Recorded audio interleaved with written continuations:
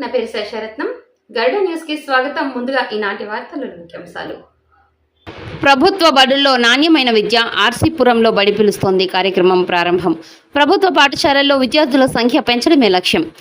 ప్రభుత్వ బడుల్లో నాణ్యమైన విద్య అందిస్తున్నట్లుగా AP MSME corporation development director Chinnababu, single window chairman Janardhan Chowdary అన్నారు.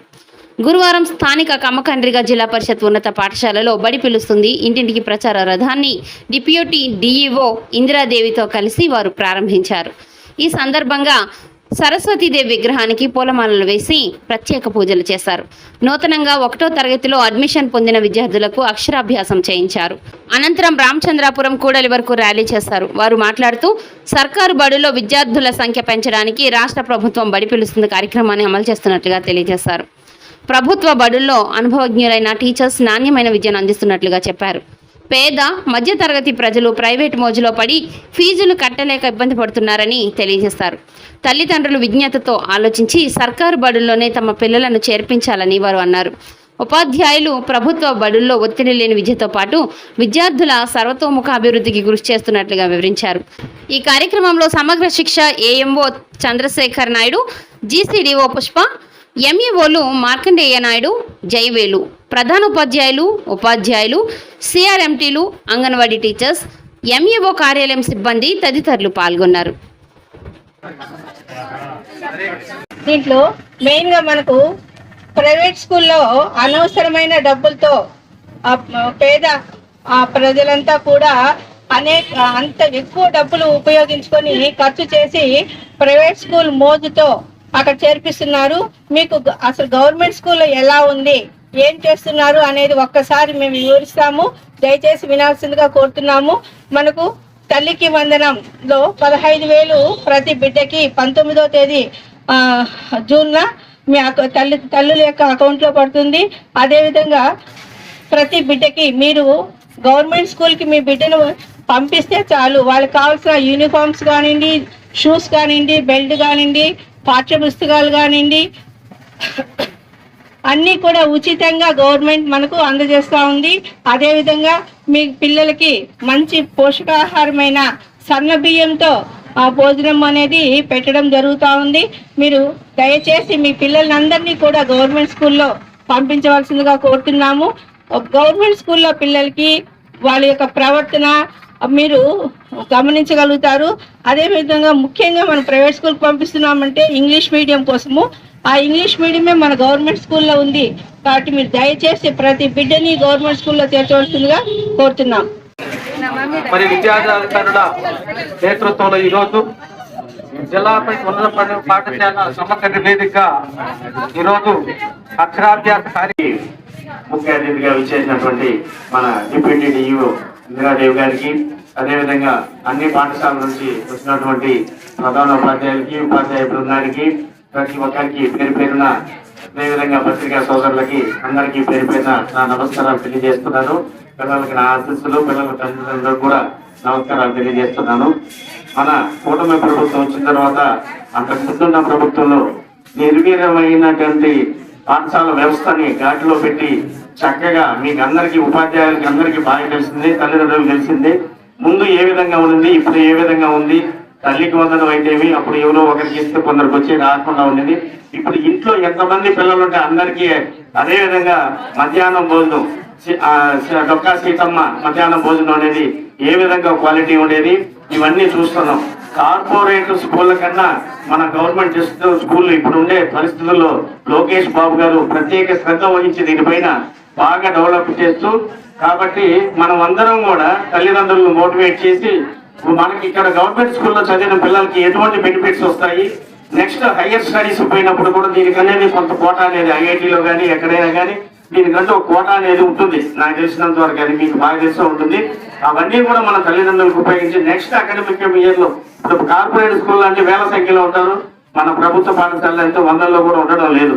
కానీ ఇవన్నీ కూడా పిల్లల తల్లిదండ్రుల దృష్టికి తీసుకెళ్లి మన ప్రభుత్వ పాఠశాలని బాగా ఒక కార్పొరేట్ స్థాయికి తీసుకెళ్లే బాధ్యత మన ఉపాధ్యాయ బృందాల పైన ఉంటుంది. కాబట్టి దానిపైన ప్రత్యేక శ్రద్ధ తీసుకొని ఎంఈఓ గారు అయితే, డిప్యూటీ డిఈఓ గారు అయితే దీనిపైన నెక్స్ట్ ఇయర్ నుంచి కనీసం స్ట్రెంత్ 50-100 మంది ఒక్కొక్క స్కూల్కి తిరిగే విధంగా ప్రయత్నం చేయాలని నాకు ఈ అవకాశం ఇచ్చిన చంద్రబాబు నాయుడు గారు, అదేవిధంగా లోకేష్ గారు, పవన్ కళ్యాణ్ గారు ఒక మంచి రూపకల్పన చేసి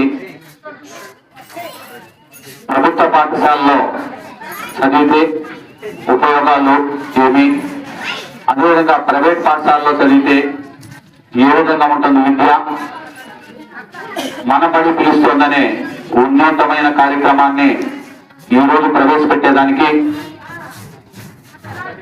డిప్యూటీ డిఓ గారు, అదేవిధంగా మండల విద్యాశాఖ అధికారులందరూ కూడా, హెచ్ఎం గారు, ఉపాధ్యాయులందరూ కూడా ఈ కార్యక్రమానికి వచ్చి ప్రతి పల్లిలో కూడా విస్తృతంగా ప్రచారం చేసి అంటే అవగాహన కల్పించి ప్రభుత్వ పాఠశాలలో ఎటువంటి టీచర్లు ఉన్నారు, వాళ్ళు ఏ విధంగా విద్యను అభ్యసిస్తారు పిల్లలకి, అదేవిధంగా ప్రైవేట్ లో ఉంటే వాళ్ళంతా డిగ్రీ చదివిన వాళ్ళే ఉంటారు, ఇక్కడ డిఎస్సి ద్వారా ఉత్తీర్ణులైనటువంటి ఉపాధ్యాయులు ఉంటారు అని ఒక కౌన్సిలింగ్ ద్వారా పల్లె పల్లెకి ఇంటింటికి వెళ్ళి అక్కడ ఏ విద్యార్థి ఉంటారు ఆ విద్యార్థులందరినీ కూడా మోటివేట్ చేసి, ఆ తల్లిదండ్రులు కూడా మోటివేట్ చేసి ఈ రోజు మన ప్రభుత్వ పాఠశాలలో చేర్పించేదానికి వాళ్ళకు ఒక అవగాహన కార్యక్రమం కల్పించేదానికి ఈ కార్యక్రమం చేపట్టడం జరిగింది. ఇది వరలో ఇప్పుడు కూడా లేదు ఇటువంటి కార్యక్రమాలు. మేము చదివే రోజుల్లో ఈ రోజు అక్షరప్రాసం చేస్తున్నారు, ఆ రోజు అక్షరప్రాసం కాదు, అక్షరం రాయకుండా పోతే కొట్టే రోజుల్లో మన తల్లిదండ్రులు కానీ మన ఉపాధ్యాయులు కానీ అటువంటి భయం ఉండేది. ఆ భయంతోనే మనం నేర్చుకునే రోజులు. ఈ రోజు కానీ ఉపాధ్యాయుడు కానీ ఒక పిల్లవాడిని కానీ ఏదన్నా కానీ చేయి తాకితే ఆ ఇండల్లో ఉండే తల్లిదండ్రులు ఒకటే పరుగుని రావటం, ఉపాధ్యాయుల్ని దబాయించటం, అంటే వాళ్ళు మన పిల్లలకి నేర్పించాలనుకున్నా కూడా వాళ్ళకు కూడా ఒక భయం కల్పించే రోజులుగా అవుతా ఉంది. కానీ వాళ్ళు మన పిల్లల్లో చేసి తీర్చిదిద్దేదానికి ఉంటారు. దాన్ని గమనించాల్సిన అవసరం ఏ తల్లిదండ్రికి ఉంటుంది. మీరు ఏ విధంగా ఒక ఇంటిని బాగు చేస్తారో అదే విధంగా బడికి వచ్చిన పిల్లలను కూడా మన పిల్లల మాదిరిగా ఆ ఉపాధ్యాయులందరూ కూడా తీర్చిదిద్దాలని ఒక కోరికతోనే ఆ స్టూడెంట్ గా చదివినారంటే వాళ్ళు మంచిగా ఉత్తీర్ణులై బాగా సెటిల్ అయి రేపు ఎక్కడో సెటిల్ అయిన తర్వాత వాళ్ళు చిన్నపిల్లలుగా ఉండేటప్పుడు తర్వాత పెద్ద అయిన తర్వాత ఏ ఉపాధ్యాయుడు కూడా వాళ్ళు గుర్తుపట్టలేరు. ఆ స్టూడెంట్ బాగా సెటిల్ అయ్యి వచ్చి నేను పలానా స్కూల్లో మీ దగ్గర నేను చదివినాను సార్, మీ దగ్గర నేను చదివినాను మేడం, ఈ రోజు బ్రహ్మాండంగా నేను సెటిల్ అయినానంటే ఆ తృప్తి ఒకటే ఆ ఉపాధ్యాయులకు ఉంటుందనేసి సందర్భంగా నేను గుర్తు చేస్తున్నాను. ఇటువంటి కోరికలు గవర్నమెంట్ టీచర్స్ లో ఉంటుందనేసి అందరూ కూడా గమనించాలి. ఎవరైనా కానీ పిల్లలను వచ్చేసి ఇప్పుడు ఉండే చెడు అలవాట్లకు వచ్చేసి విపరీతంగా బానిసలైపోతున్నారు. మనం ఎంతసేపు అయినా ఏం చేస్తున్నామంటే లీవులు వచ్చినాయంటే మన పిల్లలకే మనకు భారం అయిపోయిన రోజులుగా క్రియేట్ చేసుకుంటున్నారు. పిల్లవాడు ఎప్పుడెప్పుడు బడి ఓపెన్ చేస్తారా, బడికి పిల్లల్ని పంపించేస్తామా, అక్కడి నుంచి ఏ రోజు సాయంత్రం వచ్చేస్తారా, ఇది కాదు కావాల్సింది. మీకు ఎంత తల్లిదండ్రులకి బాధ్యత ఉంటుందో ఫస్ట్ మీరు గమనించుకోవాలి. అంతే బాధ్యత ప్రకారం కూడా టీచర్స్ కూడా వచ్చేసి పిల్లల్ని తీర్చిదిద్దుతారు.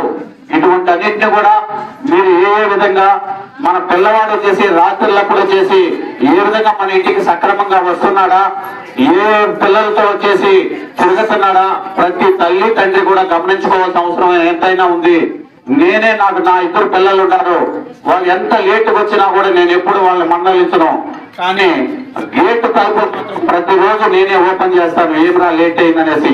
అంటే వాళ్ళు ఎటువంటి చెడు అలవాట్లకి ఏమన్నా అడిక్ట్ అయినారని మనం చిన్నప్పటి నుంచి ఒక కౌన్సిలింగ్ మనకి చేస్తా అంటే వాళ్ళు కూడా ఒక బాధ్యతగా అటువంటి అలవాట్లకి అడిక్ట్ కాకుండా ఒక సక్రమైన మార్గంలో పోతారనేసి నేను ఈ సందర్భంగా వచ్చేసి తల్లిదండ్రులకు కూడా సూచిస్తున్నాను.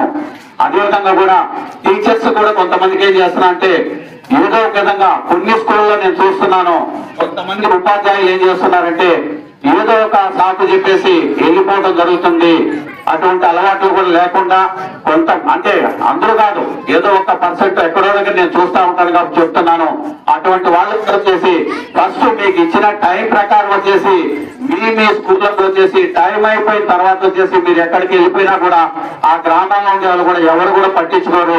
ఫస్ట్ ప్రిఫరెన్స్ ఎక్కడన్నా మీకు మంచి గౌరవం ఉండాలంటే అది ఒక టీచర్స్ ఫీల్డ్ అనేసి ఈ సందర్భంగా నేను గుర్తు చేస్తూ, ఈ అవకాశం ఇచ్చినటువంటి మన మండలంలో ఉండే అందరూ నాయకులందరూ కూడా ఉండే ప్రజలందరూ కూడా ఈ వినూత్నమైన కార్యక్రమానికి అందరూ కూడా ఆకర్షితులై ఆయా గ్రామ ప్రజలు ఉండే వాళ్ళందరూ కూడా ఈ స్కూల్లో వచ్చేసి గవర్నమెంట్ హై స్కూల్స్ లో కానీ జడ్పీ హై స్కూల్స్ లో కానీ చేర్పించాల్సిన బాధ్యత ఎంతైందో అనేసి ఈ సందర్భంగా నేను గుర్తు చేస్తున్నాను.